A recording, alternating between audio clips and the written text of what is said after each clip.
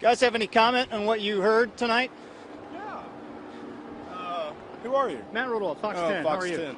You know, we were actually hoping to hear some more constructive statements, but I guess a lot of people are just venting their frustration.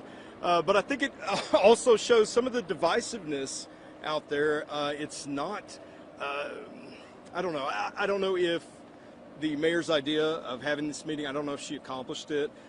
You know, it seemed like a lot of people are speaking against one another. You know, then Maupin gets up and wants to talk to everybody. He gets booed and hissed and called a charlatan. So, you know, I don't know if this actually helped. But yes, I think that it needs to be known, and I think it's kind of coming out that, you know, these people weren't stopped because a 4-year-old shoplifted a Barbie doll. I think that people have seen the video out there. I believe all of them shoplifted. Officers tried to stop them twice. They fled. They didn't stop. They didn't comply. You know, I guess people are having a problem with the F word out there. You know, can't do anything about that. That is a little unprofessional maybe, but let's look at the big picture. Sure. That, you know, if the parents were responsible, maybe they would not have had any police contact at all if they had complied initially. But from what I understand, Mr. Ames has a suspended license, probably didn't want to get stopped for that.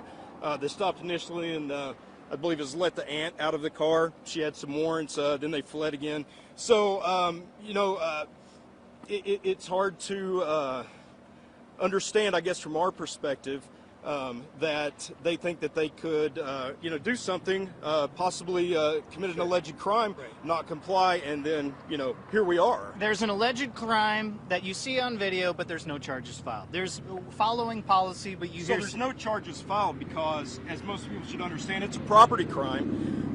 The victim dollars, yeah, they didn't want to prosecute. I understand, yes. I understand that. The reason I bring that up in comparison, I guess apples to oranges, and we have a policy follow through with 1 minute of video that shows 16 F words being laced at a... Did everyone kind of screw this up a little bit to a degree? You know, I don't know. I have to wait for the report to be finished because that's what we're asking. Please asking people slow down a little bit, let the process happen.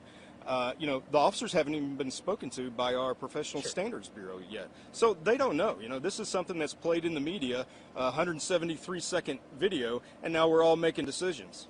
When you see the surveillance video come out, and then you see the apartment cell phone videos, there's a lot in between. What needs to be seen in between for a lot of people that are maybe withholding judgment to try and understand what exactly happened? Well, I think they need to hear from the officers. Hear from everyone because Mr. Ames and I'm sorry, I can't remember Aisha's last name, Harper. but yeah, Miss Harper, they did make statements to the officers. The report's out there. I suspect people would read it before they would judge, but maybe that didn't happen. What happens to Officer Christopher Meyer now? I mean, we've heard his name a lot in this entire thing. We've now heard a second encounter where he was allegedly, and there's a police report out there as well, in regards to his professional conduct. Training's going to come up here, but do you look at him and look at an example of him as saying, let's stop and look at one thing versus 3,000 officers? Well, sure, but you know, we have to look at every possible thing that he could have done, right? I mean, that's what everybody wants to do. And so he has to be investigated. Then the findings from that are going to have to be placed against our discipline matrix. You know, he has a due process. You know, there's, you know, I want to say a good investigation will be done. I hope it is. I mean, that's what the union is here to do, to ensure that. But you know, to call him out right now, I can't say. You know, I can't have an opinion on that. We're here to ensure that he is treated fairly. But you know, I guess we can understand that everyone's very frustrated on this, you know, from the chief to the mayor. You know, we are too. Please, we kind of hoped that people would, you know, again, slow down, let the process happen. And it doesn't seem like but here you are on national television with conversation. Me down the street, you know, ask me what's not what going I want on. to do. So. I'll have two more for you, and I'll let you go. In terms of, let me ask you about the chief. In terms of the status, do you support the chief? She basically said, "I'm sorry to the community." Do you support the chief? Is the union fully behind her right now?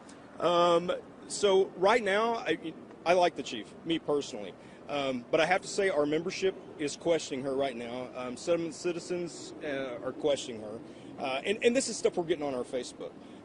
Right now, I think that I personally, again, think that she and the mayor spoke a little too soon as to the apology.